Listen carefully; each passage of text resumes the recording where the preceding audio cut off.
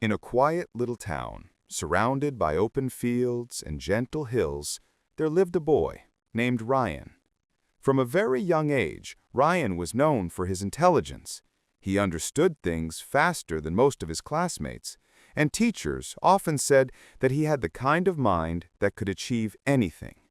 He had big dreams, bright dreams. He wanted to become a doctor one day.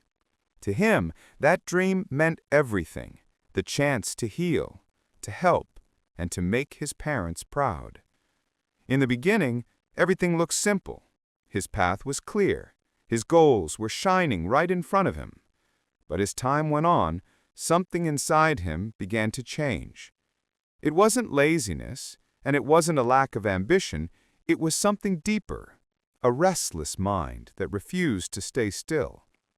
Every time Ryan sat down to study, his thoughts wandered like wind in an open field. He would open his books, stare at the pages, and then suddenly his eyes would drift toward his phone.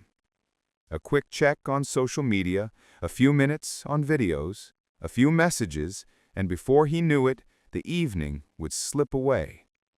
He told himself that there was still time, that he would start tomorrow, that one extra day wouldn't change anything. But that one extra day became a habit. Days turned into weeks, and the gap between his dream and his effort grew wider with each passing hour. His parents often reminded him about the importance of focus. His teachers spoke about consistency and discipline, but Ryan didn't listen. He believed intelligence alone was enough, that success came easily to those who were naturally smart. That belief gave him comfort for a while, until the day everything changed. It happened when the results of the school scholarship exam were announced. Ryan had placed all his silent hopes on that exam. He thought it would open the first door to his dream of becoming a doctor. When he saw the result sheet pinned on the board, his heart sank. His name wasn't among the winners. He had failed. He stood still as others around him celebrated. His friends, the ones who studied daily, the ones he often ignored, had all done well. The same teachers who once praised him now avoided his eyes. That evening, Ryan walked home in silence. Every step felt heavier than the last. When he reached his room, he didn't switch on the light. He sat there quietly, staring at the wall. He wasn't angry. He was ashamed, because deep down he knew the truth. He had the mind, he had the potential, but he had lost control of himself. The problem wasn't the world around him, it was his own undisciplined mind. That night, Ryan made a decision. He wanted to change. Not tomorrow, not next week, right now. He realized that intelligence without discipline is like a sharp sword in the hands of a child. It can look powerful, but without control, it's useless. He needed to learn how to guide his thoughts, how to master his mind, but he didn't know where to begin. The next morning, while walking through the school corridors, he overheard some students talking about a man named Coach Miller. He was the school's physical education teacher, but everyone said he was more than that. He didn't just train bodies, he trained minds.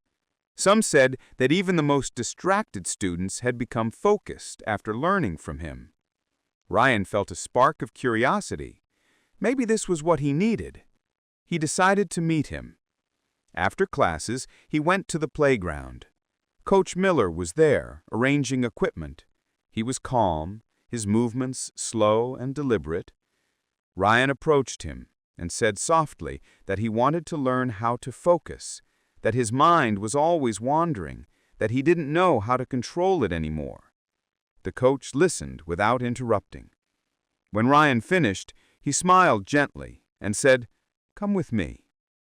He took him to the center of the field, where the air was open and still. From the equipment shed, he brought out a simple wooden bow and a few toy arrows. Then he placed a circular target board on a stand about 50 feet away. He handed Ryan the bow and said, "Try to hit the center." Ryan aimed carefully, pulled the string, and released. The arrow flew off but landed far from the mark. The coach didn't say anything. He just asked, "What were you looking at when you shot?" Ryan hesitated. He said he was looking at the board, the trees behind it, and the field around him. Coach Miller nodded slowly. "That's your first mistake," he said. "When you try to see everything, you lose sight of what truly matters. Focus means choosing one thing and ignoring everything else." Ryan stood silently, thinking about those words. It felt as if they were not just about the arrow, they were about his entire life. The coach continued, "Your mind is exactly like your eyes. It cannot look in two directions at once. If you want to master it, you must train it to see only the goal, and nothing else." He placed a hand on Ryan's shoulder. He was smart. But intelligence without direction is like light without focus. It spreads everywhere and burns nothing. Learn to focus your light. That day marked the beginning of Ryan's training. Every morning, he met the coach at sunrise. They didn't talk much. The coach gave him simple exercises, running laps, breathing slowly, holding a posture, observing a point in the distance without moving. These were not physical drills, they were lessons for the mind. Slowly, Ryan began to notice small changes. His thoughts, which once scattered in every direction, started to stay longer on one thing at a time. One day, after training, Ryan asked, "Coach, how do I make this discipline part of my life? I can focus when I'm here, but at home, my mind slips again." Coach Miller looked toward the horizon and said, "There are 4 simple rules that can shape your mind if you follow them sincerely." He held up a finger. "First, control your thoughts. When your mind drifts away, bring it back gently. Never let it wander without your permission." He raised another finger. "Second, build a routine. The mind loves patterns. If you decide a time for study and a time for rest, your mind will learn to obey." Then another. "Third, keep distractions away. Every small distraction, every notification, every meaningless scroll, these are small leaks in your energy. Seal them." And finally, fourth, practice daily. Discipline is not learned in a day. It grows slowly through small, consistent acts. Don't chase perfection. Chase progress. Ryan listened with full attention. The words were simple, but their meaning ran deep. From that day onward, he followed those rules with quiet determination. He created a study routine and promised himself he would not break it. He kept his phone away when studying.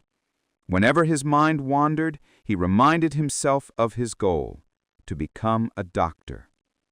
The first few days were difficult. His thoughts still tried to pull him away, but each time he caught them and brought them back.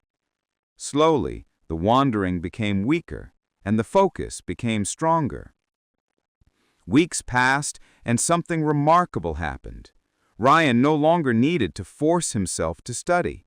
His concentration flowed naturally. He could sit for hours, lost in learning, with no urge to check his phone. His parents noticed the change. His teachers did too. But Ryan didn't talk about it much. He just kept doing his work quietly. Months later, it was time for another exam, a major one. The night before, Ryan looked at his books and smiled. He was not nervous anymore. He knew he had done the work. He trusted his mind. The next day, he wrote every answer with clarity and calm. When the results came, he had topped the exam. It wasn't luck, and it wasn't just intelligence. It was discipline. When he received his award on the stage, he saw Coach Miller standing at the back of the hall, smiling proudly. Ryan bowed his head slightly as a silent gesture of gratitude.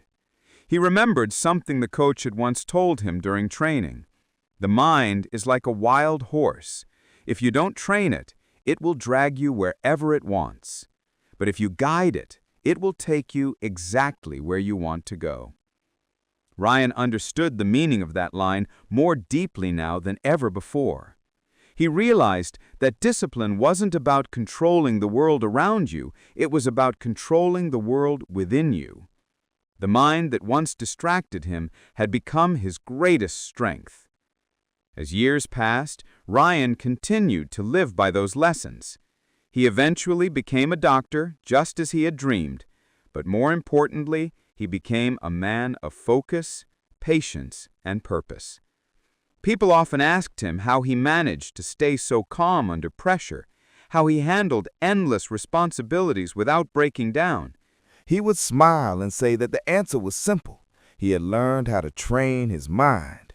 He knew that a disciplined mind can face anything, failure, success, pain, or joy, without losing balance. He knew that clarity of purpose is stronger than any distraction, and he knew that every goal, no matter how distant, can be reached if the mind is steady and the direction is clear. Sometimes, when he had time after work, Ryan would visit his old school, the same playground, the same trees, and the same quiet field where he once missed the target. He would stand there for a while, breathing in the calm air. The memories would return, the restless nights, the first failure, the silent promise he made to himself, and the gentle voice of his coach guiding him through every step. He realized something profound each time he stood there. The mind never truly stops wandering, but discipline teaches you how to bring it home. That is what separates those who dream from those who achieve. The story of Ryan isn't just about one boy's journey. It's about every person who struggles with focus, every heart that dreams big but loses direction, every mind that drifts between goals and distractions. The truth is simple. Greatness doesn't come from talent alone. It comes from the quiet strength to guide your thoughts, to stay steady when the world tries to pull you away. If the mind is your compass, then discipline is the hand that keeps it steady. Without it, even the brightest dream loses its way. Ryan's life became a reminder that self-mastery is the highest form of success. You can have intelligence, resources, and opportunities, but without control over your own mind, all of it fades. The power to change your life doesn't lie in motivation or luck. It lies in the small daily act of bringing your focus back to your purpose. Years later, when Ryan looked back on his journey, he didn't remember the medals or the awards.